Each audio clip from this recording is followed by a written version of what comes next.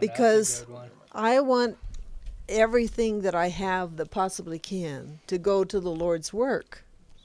And eventually our money is going to be taken away from us. Mm-hmm. And it's not going to do anybody any good if I've got $100,000 in the bank and the government gets it. Banks are closing left and right. So There are a bunch more closed, like over the last couple of weeks. so I just wonder, is God going to give us some kind of a sign that we need, or is this something we should be doing already? Because Ellen White, like how Ellen White talks about, those who didn't get rid of land or property hung on to them, God allowed them to. I know exactly what you're talking about, but in the end, it becomes a snare for them. But we don't want to be over anxious. And we do need to take care of ourselves and our families Yeah, for our needs. So it's kind of, how do you know? I've wondered the same thing, Ruth. It's like it's the $94 question. God gives people impressions. I know because He's impressed me to do things. And I was just thinking, I always tell the story about the girl that I was impressed to talk to, and I didn't. But there was another story I had of a friend of mine recently who passed away, and I was impressed to talk to him about God. And he worked with me up there in Yellowstone. Now, he went and had heart bypass surgery, and I had this impression to talk to him.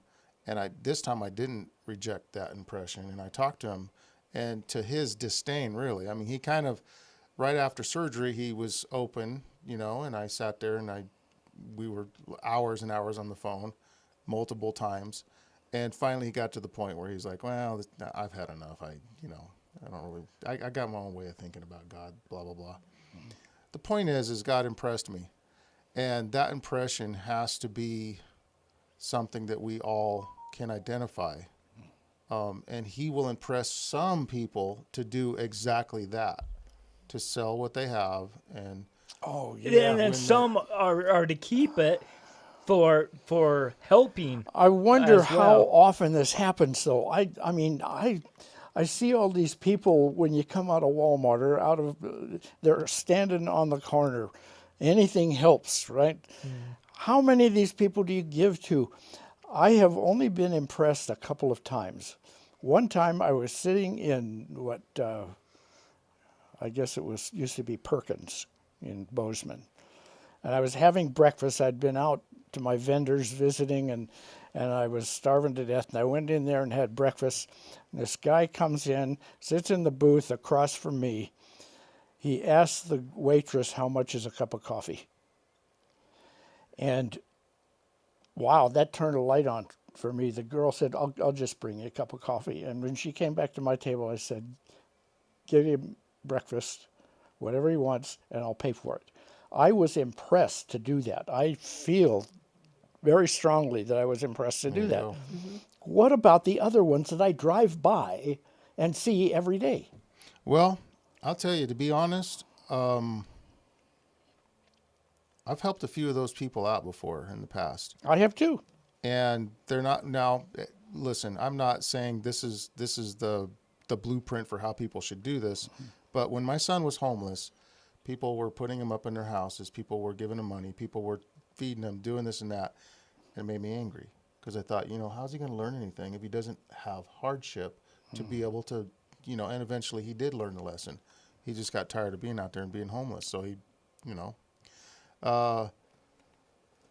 most of these people are pretty capable of working. And I wonder if helping them is actually not helping them. And again, your impressions have, by God, that's really vital here, huh? One I was impressed with right out in Three Forks, the little guy rides a tricycle around town. Oh yeah, I've seen him. I gave him some cash once. He was sitting on the corner as you get off the freeway, and I gave him some cash. And I went into the post office, and then I came back out, and I went down Main Street, and there he was walking into the bar. What does that make me feel like? I helped the guy out, and what's he using the money for? It makes you feel angry, but the thing that is, at that time, you didn't know. You thought he was genuine, right? Yeah. You were being convicted. What you did was good. It was how he did it. But don't let Satan do a win-win situation. Satan's trying to get under your skin for what you did. There you are know other- what I mean? Oh, and There to are skew others- his further actions in the future. There are other people, however, that is obvious to me don't need to be there because they're on the same corner year after year. No, Okay, so And I know fight, those guys. They fight for those. I used to feed them, go and feed them. Yeah. And I've seen them get angry when people would go get them groceries or anything. Yeah. They got ticked off because They they want want money. cash. Yeah. Yeah. Oh, well. Story about the little lady in New York City pushing a grocery cart around town. Made more in a year in cash than I've ever made. Yeah, well, they do get mad. I've seen them get mad and throw a fit when people give them food. And So what do we do? How do we approach that?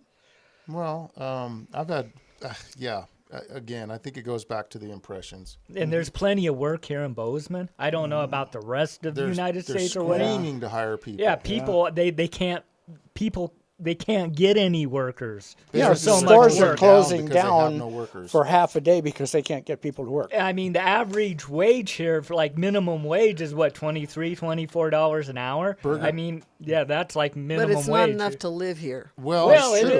is enough to live here. Listen, Burger King was offering $20-some an hour. This was like a year ago. I live off of that. So. And they were actually offering to pay at the end of the day. They had a sign out there in Bozeman. Did you guys see that when you drove by? They said, "We pay at the end of every day." Oh. And so you can have money every day. homeless people to come in there. It's like, well, we can't work here because we can't wait for 3-4 weeks for a paycheck. Well, here you go. Here's money at the end of the day. We're going to actually cut you a check at the end of the day. All you have to do is show up. And then they even give them sign-up money, like $600 just to sign up for a job. It's crazy. I mean, Yeah. No. Well, needless to say, that Burger King was a little grody. We stopped eating there because it was kind of like, well, they're desperate for help. yeah, exactly. Well, I don't know. I all I know is that I have been richly blessed living here for 50 years. And I look at these people and I wonder, what am I supposed to do? So, what were you saying about COP21 earlier? What is COP28, you COP21? mean? I never heard Yeah, of it. explain it first. Well, it's when they all come together, all the leaders from all the countries, to talk about the environment and to make environmental laws and changes and stuff like that. And the Pope is supposed to attend this one, which I believe the Pope is behind all this anyway. But now he gets to. Is this something like that John Kerry would be sent to? Oh yeah. Okay. Yeah. This is definitely all of them. And then they make laws. Then it's kind of funny how, like, a month ago, or not even a month ago, the Pope came out. Well, it's October 9th with the Laudatos. I forget how it is. It's said differently, but it's like the second part of Laudato Si. It's another encyclical that he put forth. Yeah, and it's supposed to be praise God or whatever in Latin. But anyway, that's kind of weird how that's happening. And he's coming, and they're all like, oh, this is the first Pope ever to come to one of these. When he's the one behind the whole thing, where with the first Laudato Si, it talks about giving the earth a rest, Sunday sacredness, like the Jewish Sabbath and all that. Sowing the seed. Yep. And then we got what is it, Great Britain that's doing the digital currency now. Then now we're the next in line to get this stuff going. Everything is put in place for Satan's work, his last work, to be implemented. Everything. And it's just... Well, the digital is very useful for them because that tracks every single transaction. Yeah. It tracks everything you do. I mean, this is like back in Hitler's days, except for even more intense. And it gives them... So they know if you're going to be obeying these climate laws or not by... So why would the buying and selling be important? Why would the They buying... could track whether you're buying fossil fuels or not Yeah, it's all going to be... That's what it's going to be. and how much of it. Your carbon footprint, they want to know what you're doing. But I also believe it's for Satan, for when the Sunday law is implemented for the earth, for the environment. That's my point. Once that happens, Yeah. then it's a matter of throwing a switch How far as away? to are how we? much of your bank account you can access. Yeah, and even before that happens, Dave, they have control over your money. They'll be able to, and they even admit it, that they'll tell you what you can and what you can't buy. And there's actually a due date on your money. If it isn't, And it they're has selling it. expiration. They're selling it with logic. Yeah. It seems quite feasible, quite important to save the earth and to do these things. And I think we should be doing what we can. Yeah, because we are stewards. We're definitely stewards.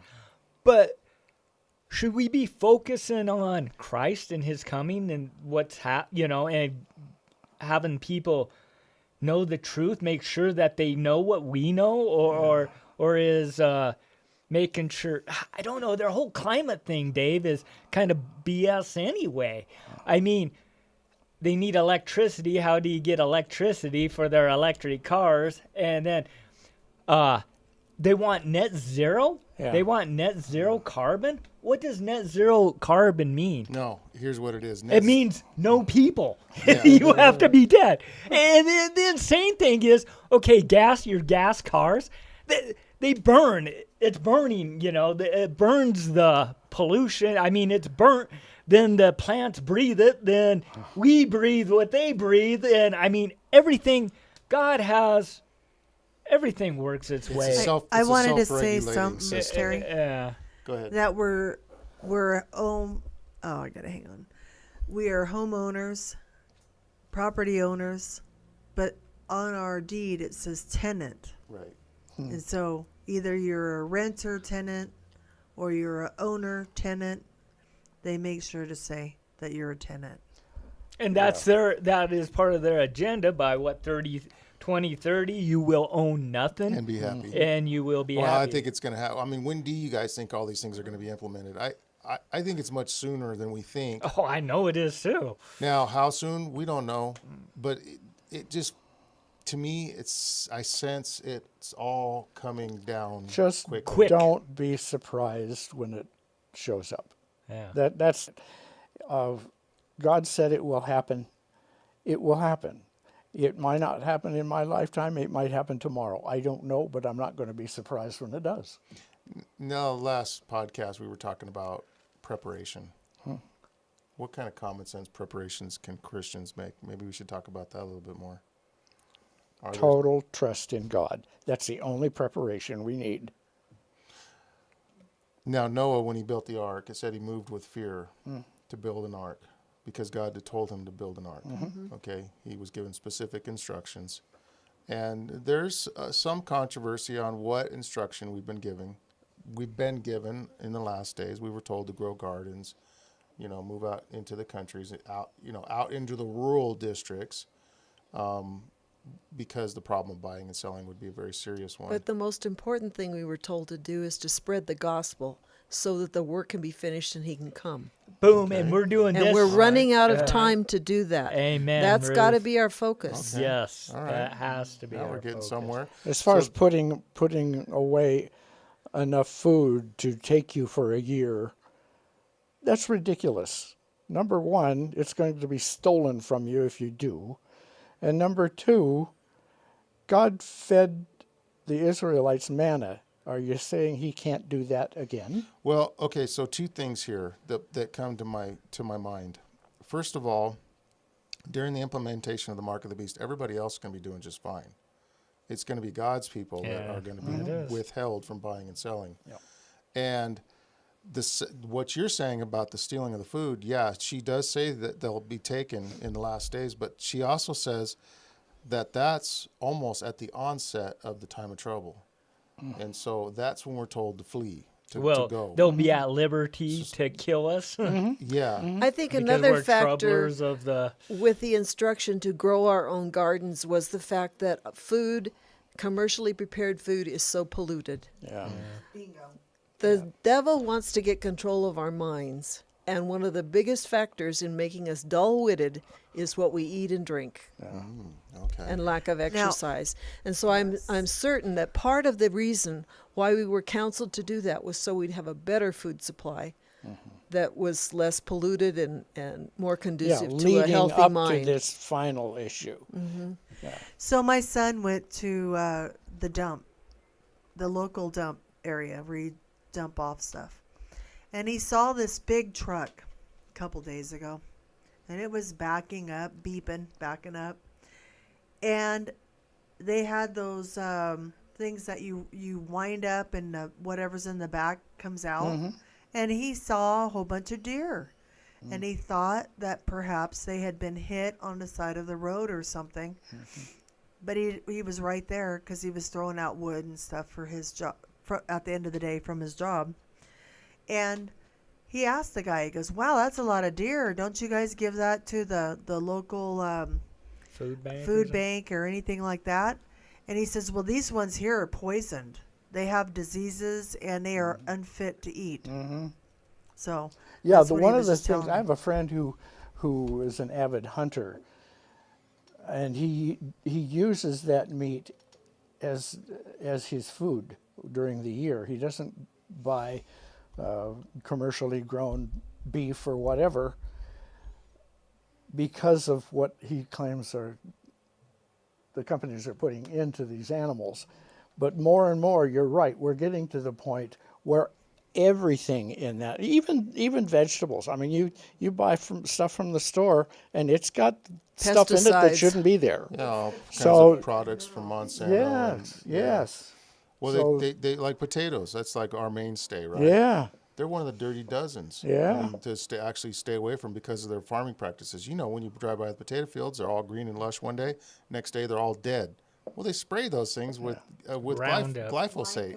I thought it was Roundup. It is. Roundup is glyphosate. And Which that, is causing lymphoma. oh, they're That's finding crazy. all kinds of bad. Is there any potatoes that don't have that on there? The Mine, ones you grow yourself. mine. yeah, we have a big Well, then, see, I'm in a bad way because You just got to come up and help us plant potatoes. ah, Come on, Ricky. see, I'm relying on the grocery stores, or else I wouldn't have nothing, and I don't have no place to grow anything anyway or anything. So, You're welcome. Our property is your property. well, thank you.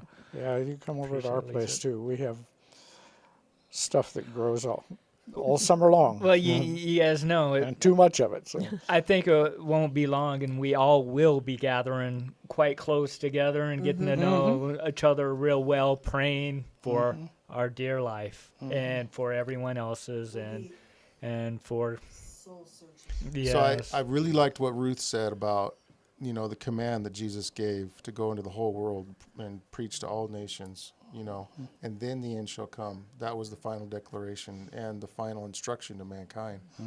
So really, if we're going to save food, if we're going to prepare, we should be doing so with a heart that others are going to come in and enjoy it with us, you know, for Yeah, maybe a because- short period of time.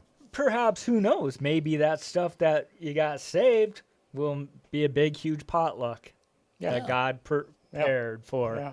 You Yeah. know what I mean? Yeah, you don't know. Yeah. It's better to have it and not need it. I think Yeah. so. I don't think it's foolish to. I don't think it's foolish to save. Now, the final declaration, when God's hand is fully lifted from the wicked and they're sent out to destroy God's people, of course, God's people will get will be protected during that time because it says that their weapons will fall useless to the ground, and so they'll practice mischief, but it won't come to fruition.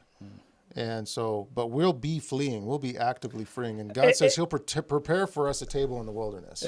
But it does look like that they're going to win and overtake us. It'll look like it. We're going to be scared to death, and they're going to think, this is so easy, woohoo! And more importantly, And we are going to be praying for everything that we have to the Lord. more importantly, it'll be time of Jacob's trouble. Yes, You mentioned yes. that. I mean, this is that agonizing that we go through, making sure that we're right with God. We're not sure. Unwittingly, we don't know it, but the door of probation is already closed. Our fates are sealed, and so are the wicked's. And we have to live sinless now. Jeff put a really interesting argument about the actual length of time for the time of trouble. And he read to me portions of the Bible. It talks about the hour of temptation. You know, well, what's a prophetic hour? Well, 15 days, break out the you know? And so The prophetic timeline to the do it for actual a year. the actual time of trouble can actually be very, very short. Yeah. In terms of, length, but more intense than we've ever seen before. and that's it. I mean, when you're going through hard times, it feels like it's going on forever and ever and ever. I mean, it feels like an eternity. And pray not your flight be in the winter. Yeah, not Or on the Sabbath. Don't Or on forget the the Sabbath. Sabbath. People forget about that. It's So like, that's I know. that's you do. interesting. How do we pray that your flight not be on a Sabbath day or in the winter? Like, so how do, I mean, Dear Lord, please don't Do we let us literally leave just in the go winter. I mean, I don't know. The Sabbath, because we're supposed to honor the Sabbath, and it's supposed to be honored, and I think it's, I don't know, a blessing for us to be able to worship and have it easy on there. I don't know. well, we're about out of time, folks. Okay. Thanks for watching. Hit that thumbs up. Subscribe if you guys haven't already. Thanks, Ricky. Thanks, Ruth. Thanks, Dave.